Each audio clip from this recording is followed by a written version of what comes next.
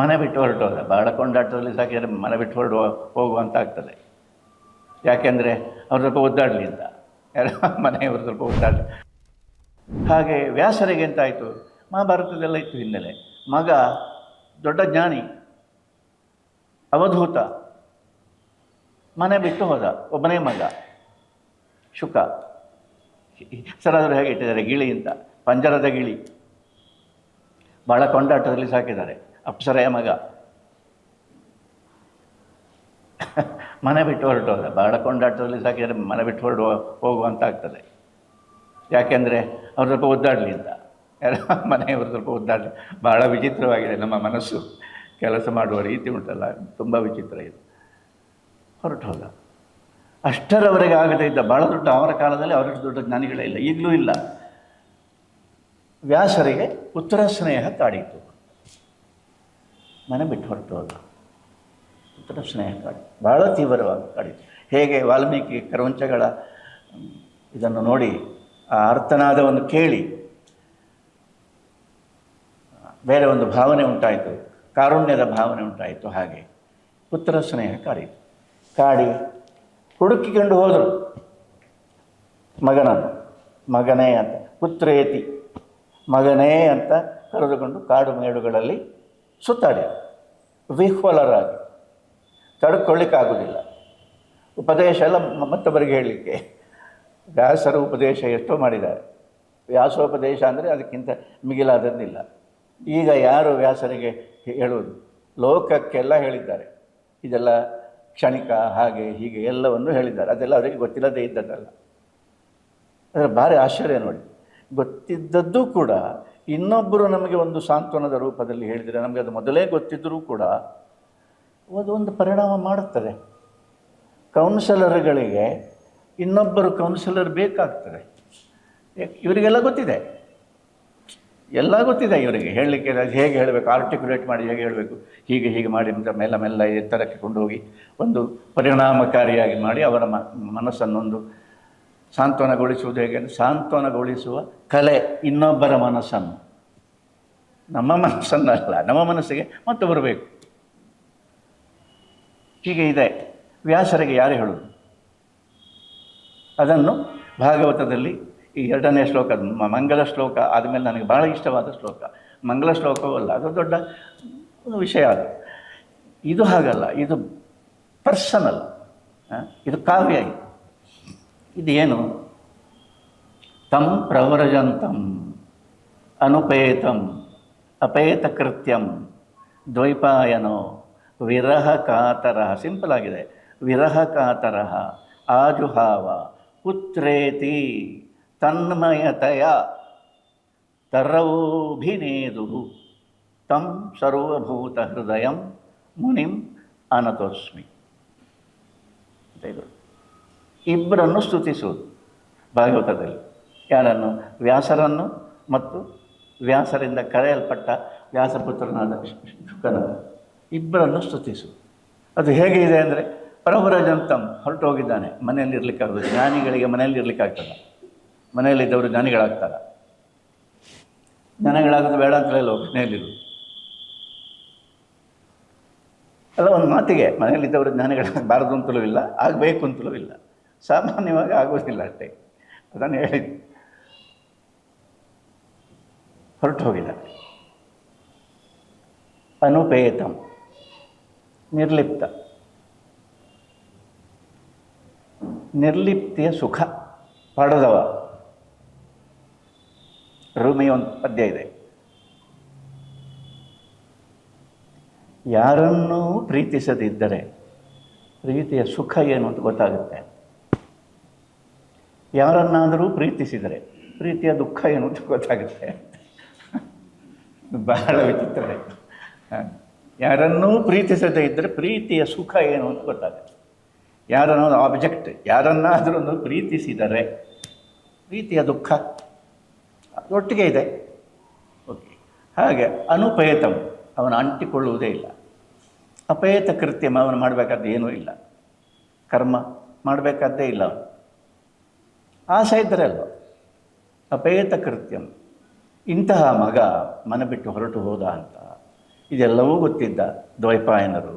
ವಿರಹ ಕಾತರ ಪುತ್ರ ಸ್ನೇಹದಿಂದ ವಿರಹಾನುಭವವನ್ನು ಪಡೆದು, ಹಾಗೆ ಪುತ್ರ ವಿರಹದ ಅನುಭವ ವ್ಯಾಸರಿಗೆ ಆಗದಿದ್ದರೆ ಗೋಪಿಕೆಯರಿಗೆ ಕೃಷ್ಣನ ವಿರಹವನ್ನು ವರ್ಣಿಸುವುದಕ್ಕೆ ಬೇಕಾದ ಮೂಲ ಸಾಮಗ್ರಿ ವ್ಯಾಸರಿಗೆ ಸಿಗ್ತಿರಲಿಲ್ಲ. ವಿರಹ ಕಾತರ ಆಜುಹಾವ ಕರೆದರು, ಪುತ್ರೇತಿ, ಮಗನೇ ಮಗನೇ ಎಲ್ಲಿದ್ದಿ, ಓಗೊಡುವಂತ ತನ್ಮಯತೆಯ, ಅತ್ಯಂತ ತನ್ಮಯತೆಯಿಂದ ಅಂದರೆ ತಾದಾತ್ಮ್ಯದಿಂದ. ಅದು ಒಂದೇ ಇರೋದು ನನಗೆ. ಅವನ ಮಾತು ಕೇಳಬೇಕು, ಅವನ ಸ್ವರ, ಮಗನ ಸ್ವರ ನನಗೆ ಎಲ್ಲಿಂದಾದರೂ, ಯಾವ ಮೂಲೆಯಿಂದಾದರೂ, ಯಾವ ದಿಕ್ಕಿನಿಂದಾದರೂ ನನಗೆ ಕೇಳಿಸಿದರೆ ಸಾಕು. ತನ್ಮಯತೆಯ. ಆಗ ಏನಾಯಿತು ಅಂದರೆ ಒಂದು ವಿಲಕ್ಷಣ ಸಂಗತಿ ಸಂಭವಿಸಿತು. ತರವೂ ಅಭಿನಯದು, ಮರಗಿಡಗಳು ಹೋಗುಟ್ಟು. ಶುಕ ಅಲ್ಲ, ಶುಕನದೇ ಸ್ವರದಲ್ಲಿ, ಶುಕನದೇ ಕಂಠದಲ್ಲಿ ಮರಗಿಡಗಳು, ನಾವು ಇಲ್ಲಿದ್ದೇವಲ್ಲ ನಿಮ್ಮ ಹತ್ರ ಅಂತ ಮರಗಿಡಗಳು ಎಲ್ಲ ದಿಕ್ಕಿನಿಂದಲೂ, ಯಾವುದೋ ಒಂದು ದಿಕ್ಕಿನಿಂದ ಅವನ ಸ್ವರ ಕೇಳಬಹುದು ಅಂತ ಇವರು ಕಿವಿ ಆ ಕಡೆಗೆ ಇದ್ದರೆ ಎಲ್ಲ ದಿಕ್ಕಿನಿಂದಲೂ ಮರಗಿಡಗಳು ಹೋಗೊಟ್ಟು, ಇವರ ಕರೆಗೆ ಹೋಗೊಟ್ಟು. ಹಾಗೆ ಎಚ್ಚರ ಆಯಿತು. ಏನಾಯಿತು? ಸರ್ವಭೂತ ಹೃದಯಂ, ಸರ್ವಭೂತಗಳ ಒಳಗಡೆ ಇವನು ಸೇರಿ ಹೋಗಿದ್ದಾನೆ. ಮಾತ್ರ ಅಲ್ಲ, ಎಲ್ಲ ಜೀವಿಗಳು ಕೂಡ ಇವನು ನಮ್ಮವನು ಅಂತ ಅಂಗೀಕಾರ ಮಾಡಿದ್ದಾವೆ, ಒಪ್ಪಿದ್ದಾವೆ. ಇವನು ನಮ್ಮವನು ಅಂತ. ಇವನು ನನ್ನ ಮಗ ಮಾತ್ರ ಅಲ್ಲ, ನಾನು ಕರೆಯೋದು ಪುತ್ರ ಅಂತ, ನನ್ನ ಮಗನೇ ಎಲ್ಲಿದ್ದಿ ಅಂತ. ಎಲ್ಲ ಕಡೆಯೂ ಎಲ್ಲ ಜೀವಿಗಳು ಕೂಡ ಇವನನ್ನು ನನ್ನ ಹಾಗೆಯೇ ಪಿತೃತ್ವದ ಭಾವನೆಯಿಂದ ನೋಡ್ತಾ ಇದ್ದೇವೆ. ಇದಕ್ಕಿಂತ ದೊಡ್ಡ ಆಶ್ಚರ್ಯ ಎಂಥದ್ದು? ಇದು ಕರೆದದ್ದು ಸಾರ್ಥಕ ಆಯಿತು. ನಾನು ಮಗನೇ ಅಂತ ಕರೆಯದೇ ಇರ್ತಿದ್ದರೆ, ಈ ರೀತಿಯ ವಿರಹ ನನ್ನಲ್ಲಿ ಉಂಟಾಗದೇ ಇರ್ತಿದ್ದರೆ, ಈ ಒಂದು ವ್ಯಾಕುಲತೆ ಉಂಟಾಗದೇ ಇರ್ತಿದ್ದರೆ ಈ ಅನುಭವವೇ ಆಗ್ತಿರಲಿಲ್ಲ. ಈಗ ಅಲ್ಲಿಗೆ ಸಮಾಧಾನ ಆಯಿತು. ತಂ ಸರ್ವಭೂತ ಹೃದಯಂ, ಎಲ್ಲ ಜೀವಿಗಳ ಹೃದಯದಲ್ಲಿ ನೆಲೆಸಿರತಕ್ಕ ಮಗನಿಗೆ ಮತ್ತು ಅವನನ್ನು ಹಾಗೆ ಕರೆದ ತಂದೆಗೆ ನಮಸ್ಕಾರ ಅಂತ ಭಾಗವತ ಪ್ರಾರಂಭ ಆಗುವುದು. ಏನರ್ಥ ಇದಕ್ಕೆ? ಎರಡಿದೆ. ಒಂದು ಕರೆ, ಇನ್ನೊಂದು ಪ್ರತಿಸ್ಪಂದ, ಓಗೊಡುವಿಕೆ ಇದ್ದೇ ಇದೆ. ಕರೆದರೆ ಮಾತ್ರ ಗೊತ್ತಾಗೋದು, ಹಾಗೆ ಕರೆದರೆ ಮಾತ್ರ ಗೊತ್ತಾಗೋದು. ಅದಕ್ಕೆ ಒಂದು ಸ್ಪಂದನ ಇದೆ. ಒಂದು ಸ್ಪಂದನವಿಲ್ಲದೆ ಇದ್ದದ್ದು ಯಾವುದೂ ಇಲ್ಲ ಈ ಲೋಕದಲ್ಲಿ. ಎರಡಿದೆ. ಪ್ರತಿಸ್ಪಂದನ ಇದ್ದೇ ಇದೆ, ಇಲ್ಲದೇ ಇದ್ದರೆ ಲೋಕವೇ ಇರ್ತಿರಲಿಲ್ಲ. ಪ್ರತಿಯೊಂದು ಭಾವನೆಗೂ ಒಂದು ಪ್ರತಿಸ್ಪಂದನ ಇಲ್ಲಿ ಇದ್ದೇ ಇದೆ. ಅದು ಗೊತ್ತಾಗಬೇಕು ನಮಗೆ. ಆ ಪ್ರತಿಸ್ಪಂದನ ಗೊತ್ತಾಗುವಾಗ ಅದನ್ನು ಆನಂದ ಅಂತ ಹೇಳೋದು. ಈಗ ಕರೆ ಮತ್ತು ಹೋಗುವಿಕೆ ಅದು ಗೊತ್ತಾಗುವಾಗ ಇನ್ನೊಂದು ಗೊತ್ತಾಗ್ತದೆ. ಏನು ಅಂದರೆ, ನಾನು ಹೀಗೆ ಕರೆಯುವುದಕ್ಕೆ ಅದು ಕಾದುಕೊಂಡಿತ್ತು. ಮರಗಿಡಗಳು ಕಾದುಕೊಂಡಿತ್ತು. ಏನು, ಇವರು ಯಾವಾಗ ಹೇಗೆ ಕರೀತಾರೆ ಅಂತ, ನಾವು ಯಾವಾಗ ಓಗೊಡುವುದು. ಕರೆಯದೇ ಓಗೊಡುವುದಕ್ಕೆ ಸಾಧ್ಯ ಇಲ್ಲ. ಓಗೊಟ್ಟರೂ ಅವರಿಗೆ ಅದು ಅರ್ಥವಾಗುವುದಿಲ್ಲ, ಕೇಳುವುದಿಲ್ಲ. ಕೇಳಬೇಕಾಗಿದ್ದರೆ, ಓಗೊಡುವುದನ್ನು ಕೇಳಬೇಕಾಗಿದ್ದರೆ ಕರಿಬೇಕು ಅಂತ. ಕಿವಿ ಬಹಳ ಆಶ್ಚರ್ಯ. ಕಿವಿಗೂ ಕಂಠಕ್ಕೂ ಭಾಳ ಅಷ್ಟು ಹತ್ತಿರ. ನಿಜವಾದ ಮಾತು ಮಾತಾಡಿದರೆ ನಿಜವಾದ ಪ್ರತಿಸ್ಪಂದನವನ್ನು ನಮ್ಮ ಕಿವಿಯೇ ಕೇಳುವುದಕ್ಕೆ ಸಾಧ್ಯ ಆಗ್ತದೆ. ಇದು ಭಕ್ತರಿಗೆ ಗೊತ್ತಾಗುವುದು. ಹಾಗೆ ಕರೆದರೂ ಅದು ಕಾದುಕೊಂಡಿತ್ತು. ಇವರು ಯಾವಾಗ ಹೇಗೆ ಕರೀತಾರೆ, ಇವರು ಯಾವಾಗ ಪುತ್ರ ವಿರಹ ಉಂಟಾಗ್ತದೆ ಅಂತ ಕಾದುಕೊಂಡಿತ್ತು. ಯಾವಾಗ ಶುಕ ಮನೆ ಬಿಟ್ಟು ಹೋಗ್ತಾನೆ ಅಂತ ಮರಗಿಡಗಳು, ಕಾಡಿನಲ್ಲಿರುವ ಮರಗಿಡಗಳು ಕಾದುಕೊಂಡಿದ್ದು ಅಂತ. ಇವ ಯಾವಾಗ ಮನೆಯಲ್ಲೇ ಇದ್ದಾನಲ್ಲ, ಇನ್ನೂ ಮನೆಯಲ್ಲೇ ಇದ್ದಾನ, ಇವನು ಯಾವಾಗ ಮನೆ ಬಿಡ್ತಾನೆ ಅಂತ. ಯಾವಾಗ ಈ ವಿಚಿತ್ರವಾದ ಒಂದು ಇಡೀ ಪ್ರಪಂಚದ ಅನುಭವವನ್ನು, ಹೇಗೆ ಇದೆ ಪ್ರಪಂಚ ಎನ್ನುವುದರ ಅನುಭವವನ್ನು ವ್ಯಾಸರಿಗೆ ಮಾಡಿಕೊಡುವುದಕ್ಕೆ ಪ್ರಪಂಚವೇ ಈ ರೀತಿಯಲ್ಲಿ ಕಾದುಕೊಂಡಿತ್ತು ಅಂತ ಗೊತ್ತಾಗೋದು. ಹಾಗಾದರೆ ಅದು ಕಾದುಕೊಂಡಿತ್ತು ಅಂತ ಒಂದು ನಿಮಿಷ ನಾವು ಕೇವಲ ವ್ಯವಹಾರ ಪ್ರಪಂಚದಲ್ಲಿ ಇದನ್ನೇ ಪರಮಸತ್ಯ ಅಂತ ಭಾವಿಸಿಕೊಂಡಿರುವಷ್ಟು ಕಾಲ ನಮಗೆ ವಿಶೇಷವಾಗಿರತಕ್ಕ, ಹೀಗಲ್ಲದೇ ಇರತಕ್ಕ ಒಂದು ಅನುಭವ ಪ್ರಪಂಚ ಇದೆ, ಅನುಭವ ಲೋಕ ಇದೆ ಎನ್ನುವುದನ್ನು ತಿಳಿಸುವುದಕ್ಕೆ ಕಾದುಕೊಂಡಿರತಕ್ಕ ಅನುಭವ ಕಾದುಕೊಂಡೇ ಇರಬೇಕಾಗ್ತದೆ. ಹಾಗಾದರೆ ನಾವು ಎಷ್ಟು ಬಿಡುತ್ತೇವೆ? ನಾವು ನಿಜವಾಗಿ ಬಹಳ ದೊಡ್ಡ ತ್ಯಾಗಿಗಳೇ ಸರಿ. ಅಂದರೆ ಬಹಳ ಸೂಕ್ಷ್ಮಾತಿ ಸೂಕ್ಷ್ಮವಾಗಿರತಕ್ಕ ಅನುಭವವನ್ನು ನಾವು ತ್ಯಾಗ ಮಾಡ್ತೇವೆ. ಯಾಕೆ ಅಂದರೆ ವ್ಯವಹಾರ ಪ್ರಪಂಚ ಒಂದು ಪರಮ ಸತ್ಯ ಅಂತ ನಂಬಿದ್ರಿ. ವ್ಯವಹಾರ ಪ್ರಪಂಚ ಅಂದರೆ ದೇಹ ಮನಸ್ಸುಗಳ ಭ್ರಾಮಕ ಜಾಲ. ಇದು ಎಷ್ಟು ಭ್ರಮೆ ಹಿಡಿದು ಬಿಟ್ಟಿದೆ ಅಂದರೆ ಇದರಾಚೆಗೆ ಇನ್ನೇನಿಲ್ಲ, ಇದೆ ಕತೆ. ಅದು ಭಾಗವಾದ ಕತೆ ಅದು.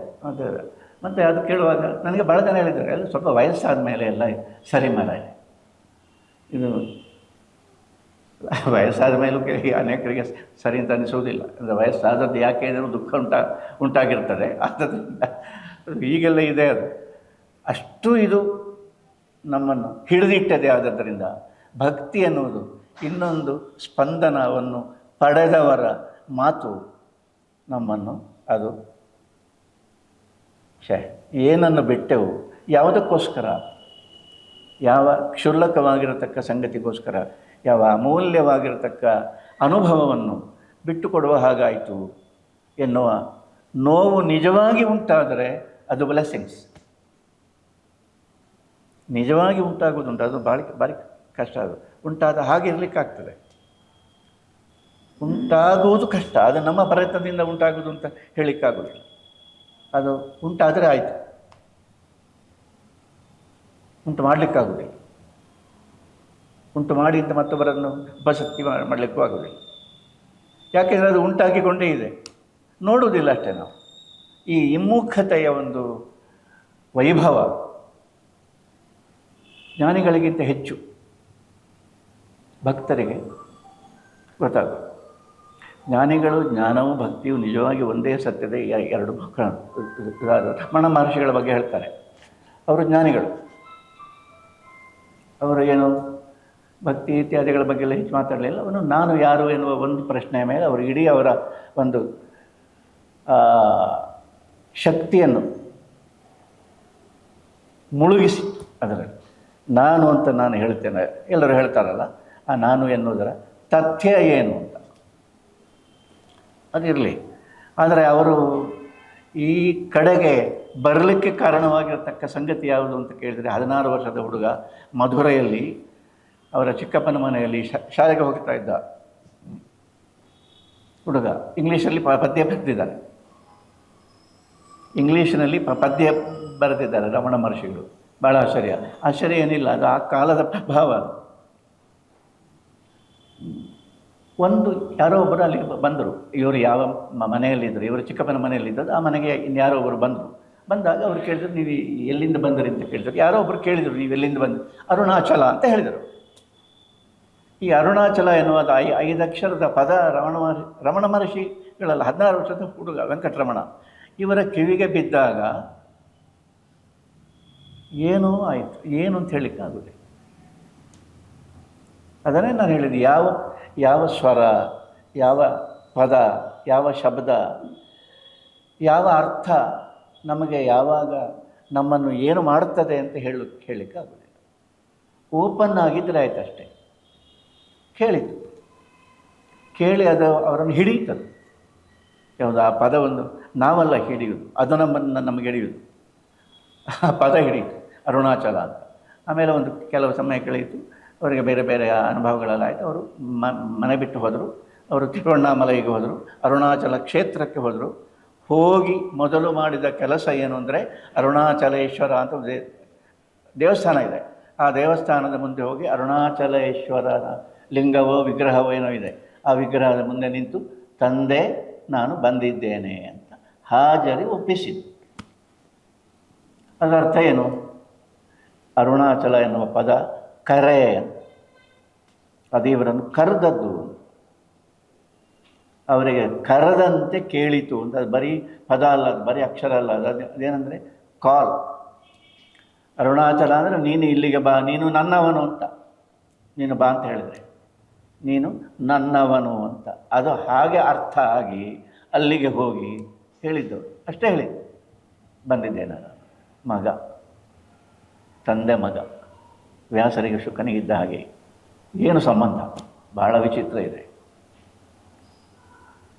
ಹಾಗೆ ಜ್ಞಾನಿಗಳು ಕೂಡ ಅವರು ಅದು ಕೂಡ ಏನಂದರೆ ಭಕ್ತಿಯ ಇನ್ನೊಂದು ರೂಪ. ಭಕ್ತಿ ಅಂದರೆ ಜ್ಞಾನದ ಮತ್ತೆ ಒಂದು ರೂಪ. ಎರಡು ಅಷ್ಟು ಹತ್ತಿರ ಇದೆ. ನೀವು ಅದನ್ನು ಜ್ಞಾನದ ಪರಿಭಾಷೆಯಲ್ಲಿ ವ್ಯಾಖ್ಯಾನಿಸಲಿಕ್ಕೂ ಆಗ್ತದೆ, ಭಕ್ತಿಯ ಪರಿಭಾಷೆಯಲ್ಲಿ ಜ್ಞಾನವನ್ನು ವ್ಯಾಖ್ಯಾನಿಸಲಿಕ್ಕೂ ಆಗ್ತದೆ. ಎರಡು ರೀತಿಯಲ್ಲಿ ವ್ಯಾಖ್ಯಾನಿಸಲಿಕ್ಕೂ ಆಗ್ತದೆ. ಸ್ವಾಮಿ ವಿವೇಕಾನಂದರ ಬಗ್ಗೆ ಹೇಳ್ತಾರೆ. ಅವರ ಕೊನೆಯ ದಿವಸಗಳಲ್ಲಿ ಅವರು ನಿವೇದಿತಾ ಅವರನ್ನು ಕರೆದು ಅವರು ಹೇಳಿದ್ದು ಏನು ಚೆನ್ನಾಗಿದೆ ಗೊತ್ತುಂಟ ಆ ಮಾತು. I am only the boy who used to listen with rapt wonderment to the wonderful words of Ramakrishna under the banyan tree at Dakshineswar. That is my true nature. Works and activities, doing good and so forth are all superimpositions. ನಾನು ಏನಂದರೆ ನಾನು ಹುಡುಗ. I am only the boy who used to listen. ರಾಮಕೃಷ್ಣರ ಅದ್ಭುತವಾಗಿರತಕ್ಕ ಮಾತುಗಾರಿಕೆಯನ್ನು, ಅವರ ಮಾತನ್ನು, ದಿವ್ಯವಾಣಿಯನ್ನು ದಕ್ಷಿಣೇಶ್ವರದಲ್ಲಿ ಕೇಳುತ್ತಾ ಇದ್ದ ಹುಡುಗ ನಾನು ಅಷ್ಟೇ. ಅದು that is my true nature. ಅದು ನನ್ನ ವ್ಯಕ್ತಿತ್ವ. ವಕ್ತಾರ ಅವರು, ನಾನು ಕೇಳುಗ ಅಂತ ಹೇಳಿದ್ದು. ಭಾಳ ದೊಡ್ಡ ವಕ್ತಾರ, ನಾನು ಕೇಳುಗ ಅಂತ ಹೇಳಿದ್ದು. ನಾನು ಅವರ ಮಾತನ್ನು ಕೇಳಿದ ಒಬ್ಬ ಹುಡುಗ ಅಷ್ಟೇ, ನಾನು ಇನ್ನೇನು ಅಲ್ಲ. ಮತ್ತು ಅದು ನನ್ನ ನಿಜವಾದ ಸ್ವರೂಪ ಅಂತ. ದೇವರು ನಿಜವಾಗಿ ಕೇಳುಗ. ಭಕ್ತನ ಮಾತನ್ನು ಕೇಳುವುದಕ್ಕೆ ದೇವರು. ಆದ್ದರಿಂದ ದೇವರ ಹತ್ರ ಮಾತಾಡಬೇಕು ಅಂತ ಹೇಳಿದರೆ ದೇವರನ್ನು ಕೇಳುಗನನ್ನಾಗಿಸಿ ನೀನು ಮಾತಾಡಬೇಕಾದ್ರೆ ನಿನ್ನ ಮಾತು ಹೇಗಿರಬೇಕು? ಇದು ಭಕ್ತರಿಗೆ ಗೊತ್ತಾಗುವಾಗ ಭಕ್ತರ ಮಾತುಗಾರಿಕೆ, ಭಕ್ತರ ಭಾಷೆ, ಭಕ್ತರ ರೀತಿ ನೀತಿ, ಭಕ್ತರ ಅಲಂಕಾರ ಪ್ರಜ್ಞೆ, ಈಗ ಅಂದರೆ ಭಾಷೆಯಲ್ಲಿರುವ ಅಲಂಕಾರದ ಪ್ರಜ್ಞೆ, ಇದು ಎಲ್ಲವೂ ಬದಲಾಗ್ತದೆ. ಇದು ಸಾಹಿತ್ಯಕ್ಕೆ ಕೂಡ ಅಷ್ಟೇ ಮುಖ್ಯವಾಗಿ ಬೇಕಾಗಿರತಕ್ಕ ಒಂದು ವಿಷಯ ಅದು. ಯಾಕೆಂದರೆ ಭಾಷೆಗೆ ಸಂಬಂಧಪಟ್ಟ ಸಂಗತಿ ಆದ್ದರಿಂದ. ಅದರಲ್ಲಿ ಮತ್ತೊಂದು ಮಾತಿದೆ. ರಾಮಕೃಷ್ಣರು ಈಗಲೂ ನನ್ನನ್ನು ಮತ್ತೆ ನಾನು ಅವರ ಮಾತು ಕೇಳ್ತಾ ಇದ್ದೇನೆ ಅಂತ ಇದೆ ಅದರಲ್ಲಿ. Again I am listening his words. ರಾಮಕೃಷ್ಣರ ಮಾತನ್ನು ಈಗ ಮತ್ತೆ ನಾನು ಕೇಳ್ತಾ ಇದ್ದೇನೆ ಅಂದರೆ ಏನು? ಮತ್ತೆ ಕೇಳ್ತಾ ಇದ್ದೇನೆ ಅಂದರೆ ಏನು? ಮಾತು ಹೇಳ್ತಾ ಇದ್ದಾರೆ ಅಂತ, ಕಾಲ್ ಅಂತ, ಕರೀತಾ ಇದ್ದಾರೆ ಅಂತ. ಆ ಮಾತು ಏನು? ರಾಮಕೃಷ್ಣರು ಹೇಳಿದಂತೆ ಇದ್ದಾರೆ. ನನಗೆ ಭಾಳ ಆಶ್ಚರ್ಯ ಆಯಿತು. Let the dead bury the dead, you come to me. ಇದು ಬೈಬಲಲ್ಲಿದೆ. ಜೀಸಸ್ ಹೇಳಿದ ಮಾತದು. ನಿನ್ನಲ್ಲಿಗೆ ಬರಬೇಕು ಅಂತ ಏನೋ ಒಂದು ಆಗಿರಬೇಕಾಗಿದ್ದಾಗ ಯಾರೊಬ್ಬರು ತೀರಿಕೊಂಡಿರ್ತಾರೆ. ತಂದೆ, ಭೌತಿಕವಾದ ದೇಹದ ತಂದೆ ತೀರಿಕೊಂಡಿರ್ತಾರೆ. ಅಲ್ಲಿಗೆ ಹೋಗಬೇಕಾಗಿದೆ ಮಗ, ಇವನು ಭಕ್ತ. ಜೀಸಸ್ನಲ್ಲಿಗೆ ಹೋಗಬೇಕೋ ಅಲ್ಲ ನಾನು ಈ ಕೆಲಸಕ್ಕೋಸ್ಕರ ಹೋಗಬೇಕು ಅಂತ ಇದ್ದಾಗ ಜೀಸಸ್ನ ಮಾತು ಕೇಳಿತು. ಅದೇನೆಂದರೆ let the dead bury the dead, you come to me. ವ್ಯವಹಾರ ಪ್ರಪಂಚ ಅಂದರೆ ಅಷ್ಟು ಜಡ ಪ್ರಪಂಚ. ಚೈತನ್ಯದ ಪ್ರಪಂಚಕ್ಕೆ ಬಾ ಅಂತ ಕಾಲ್ ಅದು. ಇದನ್ನು ವಿವೇಕಾನಂದರು ತನ್ನ ಕೊನೆಗಾಲದಲ್ಲಿ ನೆನಪು ಮಾಡಿಕೊಳ್ತಾರಲ್ಲ, ಎಲ್ಲಿಂದ ಎಲ್ಲಿಗೆ ಸಂಬಂಧ ಅಂತ ಆಯಿತು.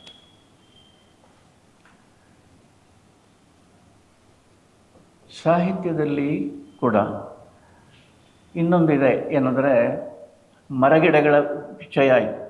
ವ್ಯಾಸರಿಗೆ ಮರಗಿಡಗಳು ಓಗೊಟ್ಟದನ್ನು ಕೇಳುವುದಕ್ಕೆ ಸಾಧ್ಯವಾಗಿರತಕ್ಕ ಕಿವಿ ಇತ್ತು. ಮರಗಿಡಗಳನ್ನೇ ಮಾತಾಡಲಿಕ್ಕೆ ಅವರಿಗೆ ಸಾಧ್ಯ ಇತ್ತು. ಖಾಂಡವ ದಹನದ ಕಥೆ ಬರೆದಿದ್ದಾರೆ, ಹೆದರಿಕೆ ಆಗ್ತದೆ. ಅದಿರಲಿ. ಪ್ರಾಣಿಗಳ ಒಟ್ಟಿಗೆ, ಹಕ್ಕಿಗಳ ಒಟ್ಟಿಗೆ, ಪ್ರಾಣಿಗಳ ಒಟ್ಟಿಗೆ ಅಂದರೆ ನಮ್ಮ ಪ್ರಪಂಚ ಎಷ್ಟು ಚೈತನ್ಯಮಯ ಪ್ರಪಂಚ ಅಂತ. ಅಕ್ಕನ ವಚನ ಇದೆ, ಚಿಲಿಪಿಲಿ ಎಂದೋದುವ ಗಿಳಿಗಳಿರ ನೀವು ಕೇಳಿರೆ, ಸರವೆತ್ತಿ ಪಾಡುವ ಕೋಗಿಲೆ ಇರ ನೀವು ನೋಡಿರಿ ಅಂತ ಎಲ್ಲ ಇದೆ. ಕೋಗಿಲೆಗಳು, ತುಂಬಿಗಳು, ಗಿಳಿಗಳೊಟ್ಟಿಗೆ ಮಾತಾಡುವುದು ಎಷ್ಟು ಆಶ್ಚರ್ಯ! ಏನು ಅರ್ಥ? ಈಗ ನೀವು ಆ ವಚನಕ್ಕೆ, ಅಕ್ಕನ ವಚನಕ್ಕೆ ನೀವೊಂದು ಟಿಪ್ಪಣಿ ಮಾಡ್ತೀರಿ ಅಂತ ಇಟ್ಕೊಳ್ಳಿ. ಲೆಕ್ಚರರ್ಸ್ ಅಲ್ವ, ಮಾಡ್ತೀರಿ ಒಂದು ಟಿಪ್ಪಣಿ, ನೀವು ಪಾಠ ಮಾಡಬೇಕು. ಏನಂತ ಮಾಡೋದು? ಹೀಗೆ ಕೇಳಿದಳು, ಇದು ಸಾರಾಂಶ. ಯಾವುದು? ಗಿಳಿಗಳೊಟ್ಟಿಗೆ ಚಿಲಿಮಿಲಿ ಎಂದು ಓದುವ ಗಿಳಿಗಳಿರ ಎಂದು ಗಿಳಿಗಳೊಟ್ಟಿಗೆ ಕೇಳಿದರು. ಅದು ಹಾಗಲ್ಲ ಸ್ವಾಮಿ, ಅದು ಎಲ್ಲರಿಗೂ ಅರ್ಥ ಆಗ್ತದೆ. ಅದಲ್ಲ. ಅವಳು ಗಿಳಿಗಳೊಟ್ಟಿಗೆ ಮಾತಾಡುವಾಗ ಗಿಳಿಗಳು ಅವಳಿಗೆ ಏನು ಹೇಳಿರುವುದಕ್ಕೆ ಸಾಧ್ಯ ಅಂತ ಹೇಳಿ, ಅದು ಹೇಳಿ. ಅದು ಹೇಳಿದರೆ ಅವುಗಳು ಏನು ಹೇಳುವುದಕ್ಕೆ ಸಾಧ್ಯ? ನೀನು ನಮ್ಮ ಹತ್ರ ಕೇಳಿದೆಯಲ್ಲ ಚನ್ನಮಲ್ಲಿಕಾರ್ಜುನ ಎಲ್ಲಿ ಇದ್ದಾನೆ ಅಂತ, ನೀನು ಯಾವಾಗ ಇದನ್ನು ಕೇಳ್ತೇನೆ ನಮ್ಮ ಹತ್ರ ಅಂತ ನಾವು ಕಾದುಕೊಂಡಿದ್ದೆವು. ನಮ್ಮ ಹತ್ರ ನಮಗೆ ಗೊತ್ತಿದೆ ಅಂತ ನಿನಗೆ ಗೊತ್ತಾಯ್ತಲ್ಲ, ಗೆದ್ದೆವು ಅಂತ. ನೀನು ನಾವು ಒಂದೇ ಅಂತ ಗಿಳಿಗಳು ಹೀಗೆ ಹೇಳುವುದಕ್ಕೆ ಸಾಧ್ಯ. ಅಂದರೆ ಅದು ಸಂವಾದ. ಲೋಕ ಎನ್ನುವುದು ಒಂದು ಭಕ್ತರಿಗೆ ಗೊತ್ತಾದ ಸತ್ಯ ಎಂಥದ್ದು ಅಂದರೆ ಇದು ಒಂದು ಸಂವಾದ. ಇಲ್ಲಿ ಒಂದು ಮಾತಿಗೆ ಒಂದು ಪ್ರತಿಸ್ಪಂದನ ಇದೆ. ಒಳ್ಳೆಯ ಮಾತಿಗೆ, ನಿಜವಾದ ಮಾತಿಗೆ. ಒಳ್ಳೆಯ ಮಾತು ಅಂದರೆ ಬಹಳ ಒಳ್ಳೊಳ್ಳೆ ಮಾತಾಡಬೇಕು ಅಂತಲ್ಲ, ಬಹಳ ಮೌಲ್ಯ ಇರುವ ನಿಜವಾದ ಮಾತಿಗೆ ಇಲ್ಲಿ ನಿಜವಾದ ಒಂದು ಸ್ಪಂದನ ಇಲ್ಲಿ ಇದ್ದೇ ಇದೆ. ಅದು ಇಲ್ಲದೇ ಇರುತ್ತಿದ್ದರೆ ಈ ಲೋಕ ಇನ್ನಷ್ಟು ಬರಡಾಗ್ತಿತ್ತು. ಅದು ಇದ್ದರೂ ಕೂಡ ನಾವು ಹೀಗೆ ಇದ್ದೇವೆ.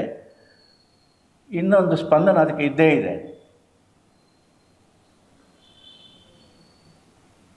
ಈ ಕವಿಗಳಿಗೆ, ಕಾದಂಬರಿಕಾರರಿಗೆ 21ನೇ ಶತಮಾನದಲ್ಲಿಯೂ ಕೂಡ 20ನೇ ಶತಮಾನದಲ್ಲಿಯೂ ಕೂಡ ಯಾವುದು ಈ ಪ್ರಾಣಿಗಳು ನಮ್ಮ ಮಾತನ್ನು ಹೇಗೆ ಅರ್ಥ ಮಾಡಿಕೊಳ್ಳುತ್ತವೆ ಎನ್ನುವುದನ್ನು ತಿಳಿಸುವುದು ಒಂದು ಬಹಳ ಮುಖ್ಯವಾದ ಸಂಗತಿಯಾಗಿ ಕಂಡಿದೆ.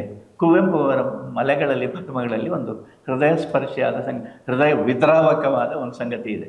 ಹೃದಯ ಸ್ಪರ್ಶಿ ಮಾತ್ರ ಅಲ್ಲ, ಎರಡು ಇರುವುದು. ಒಂದು ಹೃದಯ ಸ್ಪರ್ಶಿಯಾದದ್ದು, ಒಂದು ಹೃದಯ ವಿದ್ರಾವಕವಾದದ್ದು. ಅದ್ಯಾವುದಂದರೆ ಮಲೆಗಳಲ್ಲಿ ಪದ್ಮಗಳು ಕಾದಂಬರಿ ನೀವು ಓದಿದರೆ ನಿಮಗೆ ನಾನು ಹೇಳಿದ್ದು ಗೊತ್ತಾಗ್ತದೆ. ಓದದೇ ಇರ್ತಿದ್ದರೆ ಇನ್ನಾದರೂ ಓದಿ, ಅದನ್ನು ದಯಮಾಡಿ ಓದಿ. ಅದು ಹೇಗಿದೆ ಅಂದರೆ, ಹುಲಿ ಅಂತ ಒಂದು ನಾಯಿ ಹೆಸರು, ಗುತ್ತಿ ನಾಯಿ ಗುತ್ತಿ ಅಂತ ಅವನ ಹೆಸರು ಗುತ್ತಿ ಅಂತ. ಈ ನಾಯಿ ಅವನೊಟ್ಟಿಗೆ ಯಾವಾಗಲೂ ಇರೋದ್ರಿಂದ ಅವನನ್ನು ನಾಯಿ ಗುತ್ತಿ ಅಂತ ಹೇಳೋದು.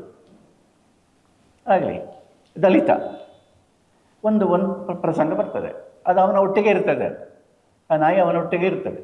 ಅದು ಏನು ಹೇಳ್ತಾರೆ ಒಂದು ಕಡೆ ಕುವೆಂಪು ಅಂದರೆ, ಅದು ನಾಯಿಯ ಚೇತನವು ಈ ಗುತ್ತಿಯ ಚೇತನವು ಒಂದೇ ಆಗಿ ಬಿಟ್ಟಿತೋ ಎನ್ನುವಂತೆ ಅಂತ ಬರೆದಿದ್ದಾರೆ. ಭಾಳ ಇಷ್ಟವಾಗಿರತಕ್ಕೊಂದು ಕಾದಂಬರಿ ಅದು. ಆ ಕಾದಂಬರಿ ಅಂದರೆ ಅಲ್ಟಿಮೇಟ್. ಅದರಲ್ಲಿ ಒಂದು ಕೊನೆಯ ಭಾಗದಲ್ಲಿ ಇವನು ಊರು ಬಿಟ್ಟು ಹೋಗಬೇಕಾಗಿರತಕ್ಕ ಒಂದು ಪ್ರಸಂಗದಲ್ಲೇ ಇದೆ. ದೊಡ್ಡ ಒಂದು ವಿನ್ಯಾಸ ಇದೆ. ಅದರಲ್ಲಿ ಒಂದು ಕಥೆ ಇದೆ. ಊರು ಬಿಟ್ಟು ಹೋಗಬೇಕಾದ ಪ್ರಸಂಗ ಬರ್ತದೆ. ಗುತ್ತಿ ಊರು ಬಿಟ್ಟು ಹೋಗ್ತಾನೆ, ಅವನ ಮೇಲೆ ಕೇಸಲ್ಲಿ ಆಗಿರ್ತದೆ, ಅದೆಲ್ಲ ಇರ್ತದೆ. ಭಾಳ ಚೆನ್ನಾಗಿದೆ. ಆದರೆ ಮಳೆ ಬರ್ತಾ ಇದೆ, ನೆರೆ ಉಕ್ಕುತ್ತಾ ಇದೆ ತುಂಗೆಯಲ್ಲಿ. ಅದನ್ನು ದಾಟಬೇಕು. ಊರು ಬಿಟ್ಟು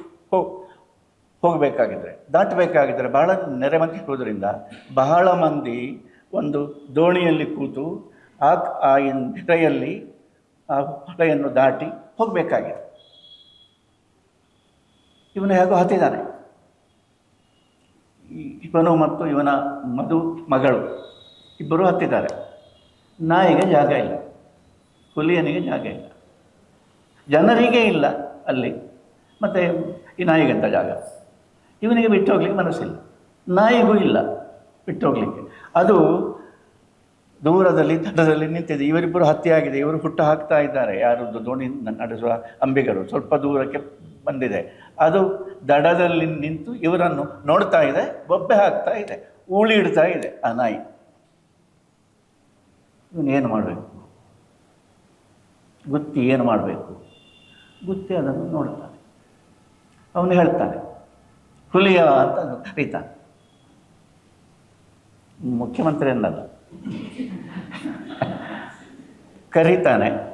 ಆಮೇಲೆ ಹೋಗು ಅಂತ ಹೇಳು, ಹೋಗು ಅಂತ ಹೇಳು. ಅಂದರೆ ಅದಕ್ಕೆ ಅವನಿಗೆ ಗೊತ್ತಾಗಿದೆ, ಇದು ಎಲ್ಲಿಯಾದರೂ ಹಾರಿದರೆ, ಇದು ಎಲ್ಲಿಯಾದರೂ ಹೊಳಗೆ ಹಾರಿದರೆ ಅದಕ್ಕೆ ನನ್ನನ್ನು ಬಿಟ್ಟಿರಲಿಕ್ಕೆ ಸಾಧ್ಯ ಇಲ್ಲ ಎನ್ನುವುದು ಅವನ ಅಪ್ರಜ್ಞೆಗೆ ಗೊತ್ತಾಗಿದೆ. ಈ ಅಪ್ರಜ್ಞೆ ಎನ್ನುವ ಪದ ಕುವೆಂಪು ಕಾದಂಬರಿಯಲ್ಲಿ ಎಷ್ಟು ಸಲ ಬಳಸಿದ್ದಾರೆ ಅಂತ ಇಲ್ಲ. ಆಯಿತು, ಅದು ಹಾರಿದರೆ ಅದು ಹಾರಲಿಕ್ಕೂ ಸಾಕು ಅಂತ ಅವನಿಗೆ ಗೊತ್ತಿದೆ, ಅದು ಸಾಯ್ತದೆ. ಅದಕ್ಕೆ ಹೇಗೆ ಅಷ್ಟು ತೀವ್ರವಾಗಿ ನೆರೆ ಬರ್ತಾ ಇದೆ. ಆದ್ದರಿಂದ ಅವನು ಹೋಗು ಅಂತ ಹೇಳ್ತಾನೆ, ಹೋಗು ಮನೆಗೆ ಹೋಗು ಅಂತ ಹೇಳ್ತಾನೆ, ಹೋಗು ಹಿಂದೆ ಹೋಗು, ಹೇಗಾದರೂ ಬದುಕಿಕೊ ಅಂತೆಲ್ಲ ಹೇಳ್ತಾನೆ. ಅಷ್ಟರವರೆಗೆ ಅದು ಕೂಗ್ತಾ ಇತ್ತು, ಕೂಳಿಡ್ತಾ ಇತ್ತು. ಯಾವಾಗ ಇವನು ಹುಲಿಯ ಅಂತ ಕರೆದ, ಅದರ ಹೆಸರು ಹಿಡಿದು ಕರೆದ, ಅದು ಹಾರಿತು, ಅದು ಹಾರಿತು. ಯಾಕೆ ಅಂತ ಹೇಳಿ ಅದಕ್ಕೆ ಕುವೆಂಪು ಬರೆಯೋದು, ಅವನು ಏನು ಬೇಕಾದ್ರೆ ಹೇಳಿ, ಕರೆದರೆ, ಹೆಸರು ಹಿಡಿದು ಕರೆದರೆ ಬಾ ಎಂದು ಕರೆದಂತೆ.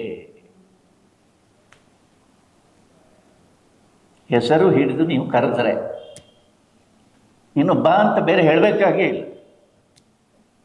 ದೇವರಿಗೂ ಭಕ್ತರಿಗೂ ಇರತಕ್ಕ ಸಂಬಂಧ ಅದು. ಭಾಷೆಯ ವಿಚಿತ್ರ. ಭಾಳ ಹಿಂದಿನ ಗ್ರಂಥಗಳಲ್ಲಿ ಒಂದು ತರ್ಕ ಇದೆ. ಮನುಷ್ಯ ಜೀವ ಮೊದಲು ಕೇಳಿದ ಪದ ನಾಮಪದವೋ ಕ್ರಿಯಾಪದವೋ ಅಂತ ದೊಡ್ಡ ಒಂದು ಚರ್ಚೆ ವ್ಯಾಕರಣ.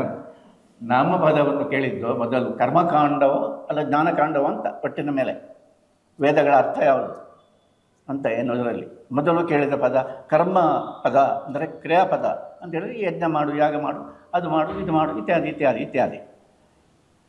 ಅದಲ್ಲ, ನಾಮಪದ ಅಂತ ಹೇಳಿದ ಕೂಡಲೇ ಬದಲಾವಣೆ ಆಯಿತು. ಅದು ಬೇರೆಯ, ಅದು ಜ್ಞಾನಕಾಂಡಕ್ಕೆ ಬಂತು. ಹೀಗೆ ಇದೆ, ಗೊತ್ತಾಯ್ತಲ್ಲ. ಹೆಸರು ಹಿಡಿದು ಕರೆದರೆ, ಅದು ಹೆಸರು ಹಿಡಿದು ಕರೆದರೆ ಬಾ ಎಂದು ಬೇರೆ ಹೇಳಬೇಕಾಗೇ ಇಲ್ಲ. ಅದು ನಾಯಿಗೆ ಗೊತ್ತಿದೆ. ಆಶ್ಚರ್ಯ ಅಂತ ಹೇಳಿದರೆ, ಇವನು ಹೋಗು ಅಂತ ಹೇಳಿದ್ದು ಹೌದು, ಹೋಗುವ, ಅದು ಸಾಯಬೇಕಂತ ಇವನಿಗೆ ಇಲ್ಲ ಎನ್ನುವುದು ಹೌದು. ಆದರೆ ಇವನು ಹುಲಿಯ ಅಂತ ಕರೆದ ಅಲ್ಲ, ಅದರ ಆ ಪದದ, ಆ ಉಚ್ಚಾರದ, ಆ ಕರೆಯ ನಿಜವಾದ ಅರ್ಥ ಏನು? ಬಾ ಅಂತಲೇ ಅಲ್ವ, ನಿಜವಾದ ಅರ್ಥ ಅದು ಬಾ ಅಂತ. ಹೋಗು ಎನ್ನುವುದು ಪ್ರಜ್ಞಾಪೂರ್ವಕವಾದ ಅರ್ಥ. ಪ್ರಜ್ಞಾಪೂರ್ವಕವಾದ ಅರ್ಥ ಯಾವುದಂದ್ರೆ ಹೋಗು ಅಂತ.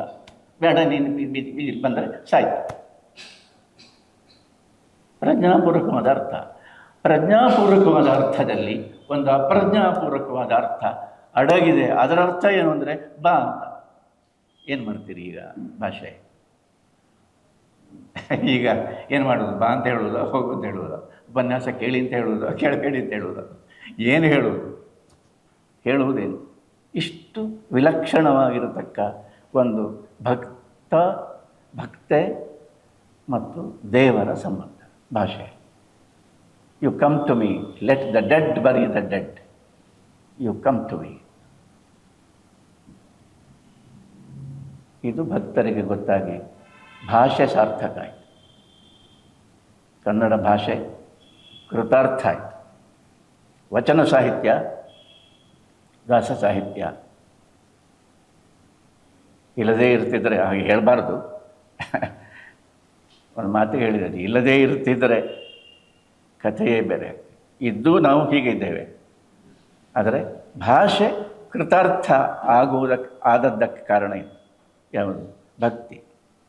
ಭಕ್ತಿಯ ಆಂದೋಲನ. ಅದು ಭಾಷೆಯ ಮೂಲಕ ಪ್ರಕಟವಾದ.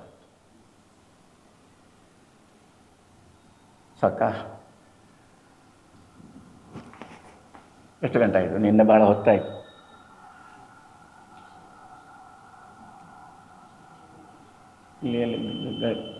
ಎಷ್ಟು ಗಂಟೆ ಆಯಿತು? ಹಾಂ, 7:30. ಸಾಕು, 7:30 ಹೊತ್ತಾಯಿತು. ಹಾಂ, ಸಾಕು. ಅದರಿಂದ ಇನ್ನು ಭಾಳ ವಿಷಯಗಳೆಲ್ಲ ಇವೆ. ಎಲ್ಲ ವಿಷಯ ಹಾಗೆ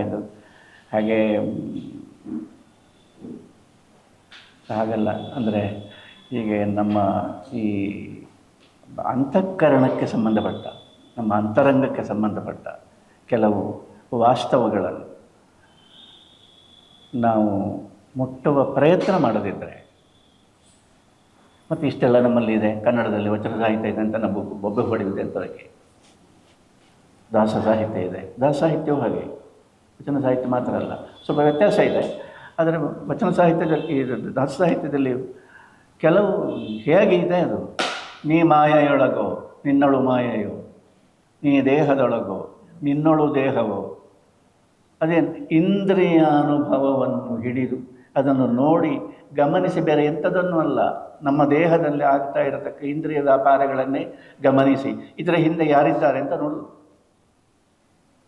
ಸಕ್ಕರೆಯೊಳಗು ಸವಿಯು ಸಕ್ಕರೆಯೊಳಗು, ಸಕ್ಕರೆಯು ಸವಿಯೊಳಗು, ಸವಿಯು ಸಕ್ಕರೆ ಎರಡು ಜಿಹ್ವೆಯೊಳಗು, ಜಿಹ್ವೆ ಮನಸ್ಸಿನ ಒಳಗು, ಮನಸ್ಸು ಜಿಹ್ವೆಯ ಒಳಗು, ಮನಸ್ಸು ಜಿಹ್ವೆಗಳೆರಡು ನಿನ್ನೊಳಗು ಹರಿಯೇ. ಏನು ಹೇಳಬೇಕು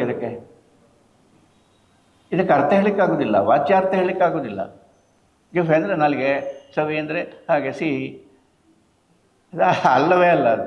ಮತ್ತು ಇನ್ನೇನು ಅಂದರೆ ಈ ಒಂದರೊಳಗೆ ಇನ್ನೊಂದು ಉಂಟಲ್ಲ, ಇದೇನು ಚಮತ್ಕಾರ ಅಂತ. ಒಂದನ್ನೇ ಭಾವಿಸಿ ಅದನ್ನೇ ನಾವು ಒಂದು ಅನುಭವವನ್ನೇ, ಸಿಹಿಯ ಅನುಭವವನ್ನೇ ಭಾವಿಸಿ ನೋಡಿದರೆ ಅದನ್ನು ನೀವು ಪ್ರೀತಿಸಿದರೆ, ನಿಜವಾಗಿ ಪ್ರೀತಿಸಿದರೆ, ಬೇಕು ಅಂತಲ್ಲ, ನಮಗದು ಬೇಕು ಎಷ್ಟೋ ಬೇಕು ಅಂತಲ್ಲ, ನಿಜವಾಗಿ ಪ್ರೀತಿಸಿದರೆ ಅದರ ರಹಸ್ಯವನ್ನು ಅದು ಹೇಳ್ತದೆ. ನಮ್ಮ ಮನಸ್ಸು ಅದರಲ್ಲಿ ತೊಡಗಿಕೊಂಡಾಗ ಮನಸ್ಸೇ ತನ್ನ ರಹಸ್ಯವನ್ನು ಹೇಳಿಕೊಳ್ತಾ. ಇದಿಷ್ಟು ಮಾತ್ರ ಅಲ್ಲ, ಅದು ನಾಲಿಗೆಯಲ್ಲಿ ಕೆಲವು ಮೊಗ್ಗುಗಳಿದ್ದಾಗ ಬಡ್ಸ್, ಅದರಲ್ಲಿ ಹಾಕಿದರೆ ಮಾತ್ರ ಅದು ರುಚಿ ಆಗೋದು. ಸಕ್ಕರೆಯನ್ನು ಕೂಡ ಆ ಸಿಹಿಯನ್ನು ಅನುಭವಿಸುವ ಬಡ್ಡು ಉಂಟಲ್ಲ, ಮೊಗ್ಗುಗಳು, ರುಚಿ ಮೊಗ್ಗು, ಅಲ್ಲಿಗೆ ತಾಗಿಸಿದರೆ ಮಾತ್ರ ರುಚಿಯಾಗುವುದು. ಬೇರೆ ಜಾಗಕ್ಕೆ, ನಾಲಿಗೆಯಲ್ಲಿ ಬೇರೆ ಜಾಗ ಬೇಕಾದಷ್ಟಿಲ್ವ ಬೇಡದೆಲ್ಲ ಮಾತಾಡಲಿಕ್ಕೆ, ಆ ಜಾಗಗಳಿಗೆ ಹಾಕಿದರೆ ರುಚಿ ಆಗುವುದು. ಸಕ್ಕರೆಯೇ ಆದರೂ ಜೇನೇ ಆದರೂ ಹಾಕಬೇಕಾದ ಜಾಗಕ್ಕೆ ಮಾತ್ರ ಹಾಕಬೇಕು, ಎಲ್ಲ ಕಡೆ ಹಾಕಿದರೆ ಅದು ರುಚಿ ಆಗೋದಿಲ್ಲ. ಹಾಗಾದರೆ ರುಚಿ ಇರುವುದು ಎಲ್ಲಿ? ಜೇನಿನಲ್ಲಿಯೋ? ಅಲ್ಲ, ನಮ್ಮ ನಾಲಿಗೆಯಲ್ಲಿ ಅಂತ ಹೇಳಬೇಕು ಅಂತ ಆಗ್ತದೆ. ಅಲ್ಲೇ ನಾಲಿಗೆಯಲ್ಲಿ ಜೇನ ಅಲ್ಲದೆ ಮತ್ತೊಂದು ಹಾಕಿದರೆ ಆಗೋದಿಲ್ಲ. ಸಕ್ಕರೆ ಹಾಕಿದರೆ ಮಾತ್ರ ಸಿಹಿ ಆಗೋದಲ್ಲದೆ ಇನ್ನೊಂದು ಎಂಥದ್ದು ಹಾಕಿದರೆ ಅದಾಗೋದಿಲ್ಲ. ಹಾಗಾದರೆ ಸಕ್ಕರೆಯಲ್ಲಿಯೋ? ಅಲ್ಲ, ಎರಡರಲ್ಲಿ, ಒಂದರಲ್ಲಿ ಮತ್ತೆ ಒಂದು ಉಂಟು. ನನ್ನದು ಅಂತ ನಾವು ಹೇಳತಕ್ಕ ಅನುಭವ ಪ್ರಪಂಚ ಉಂಟಲ್ಲ, ಇದು ಒಂದರೊಳಗೆ ಇನ್ನೊಂದಿದೆ. ಮತ್ತು ನಾವು ಎಂಥದ್ದು ಹೇಳೋದು? ಆಯಿತು, ಎಲ್ಲ ಇದೆ, ಸಕ್ಕರೆಯೂ ಇದೆ, ನಾಲಿಗೆಯೂ ಇದೆ, ಎಲ್ಲ ಇದೆ, ಡಯಾಬಿಟೀಸು ಇಲ್ಲ, ಎಲ್ಲ ಇದೆ. ಮತ್ತು ಇನ್ನೇನು? ಮನಸ್ಸಿಲ್ಲದಿದ್ದರೆ, ಮನಸ್ಸು ಬೇರೆ ಕಡೆ ಇದ್ದರೆ, ಅವರು ಯಾಕೆ ನನಗೀಗ ಮಾಡಿದ್ರಪ್ಪ ಅಂತೇಳಿ ಮನಸ್ಸು ಇನ್ಯಾವುದನ್ನೊಂದು ಕೊರಗುತ್ತಾ ಇದ್ದರೆ, ಸಿಹಿಯೂ ಇಲ್ಲ, ನಾಲಿಗೆಯೂ ಇದೆ, ಸಕ್ಕರೆಯೂ ಇದೆ, ಎಲ್ಲವೂ ಇದೆ, ಯಾವುದೂ ಇಲ್ಲ. ಇದು ಎಂಥ ವಿಚಿತ್ರ! ಆರ್ಟಿಫಿಷಿಯಲ್ ಇಂಟೆಲಿಜೆನ್ಸ್ ಹತ್ರವೇ ಕೇಳಬೇಕಷ್ಟೆ, ಬೇರೆ ಇದನ್ನು ಯಾರ ಹತ್ರ ಕೇಳೋದು? ಅದಕ್ಕೆ ಅವನು ಹೇಳುವುದು, ಮನಸ್ಸು ಜಿಹ್ವೆಯ ಒಳಗೋ, ಜಿಹ್ವೆ ಮನಸ್ಸಿನ ಒಳಗೋ, ಮನಸ್ಸು ಜಿಹ್ವೆಗಳೆರಡು ನಿನ್ನೊಳಗು. ಇದು ಇಂದ್ರಿಯಾತೀತ ಪ್ರಪಂಚ ಅಲ್ಲ, ಇಂದ್ರಿಯಾಂತರ್ಗತ ಪ್ರಪಂಚದಲ್ಲಿ ಭಗವಂತನ ನೆಲೆ ಇದೆ ಅಂತ ಸೂಚಿಸುವುದು. ಭಾಷೆ ಆಗ ಬಳಕುವ ರೀತಿ, ಆ ಭಾಷೆ ಒಂದು ವಿನ್ಯಾಸಗೊಳ್ಳುವ ರೀತಿ ಉಂಟಲ್ಲ, ಅನನ್ಯ. ಆದ್ದರಿಂದ ಕನ್ನಡ ಭಾಷೆ ಅಲ್ಲದೆ ವಚನ ಸಾಹಿತ್ಯ ಬೇರೆ ಭಾಷೆಗಳಲ್ಲಿ ಉಂಟೋ ಇಲ್ವೋ ನನಗೆ ಗೊತ್ತಿಲ್ಲ. ಕೀರ್ತನೆಗಳೆಲ್ಲ ಇದ್ದಾವೆ, ಮರಾಠಿಯಲ್ಲಿದೆ, ತಮಿಳಿನಲ್ಲಿದೆ, ಆಳ್ವಾರುಗಳದ್ದು. ಈ ವಚನ ಸಾಹಿತ್ಯದ ರೀತಿಯ ಒಂದು ಅನುಭವವನ್ನು ಒಂದು ಎಂತ ಹೇಳೋದು, ಅಪ್ಪಟವಾಗಿ ಒಂದು ಹಿಡಿದು ನಮ್ಮ ಮುಂದೆ ಇಟ್ಟದುಂಟಲ್ಲ, ಅದು ಬೇರೆ ಭಾಷೆಗಳಲ್ಲಿ ನನಗೆ ಗೊತ್ತಿಲ್ಲ, ಇದ್ದರೆ ಒಳ್ಳೆಯದು. ಇದರಿಂದ ಕನ್ನಡ ಭಾಷೆಯಿಂದ ಕನ್ನಡ ಮನಸ್ಸು, ಕನ್ನಡ ಮನಸ್ಸಿನಿಂದ ಕನ್ನಡ ಜನ, ಕನ್ನಡ ಜನರಿಂದ ಕನ್ನಡ ನಾಡು, ನುಡಿ. ಬ್ಲೆಸ್ಸಿಂಗ್ಸ್ ಅದು.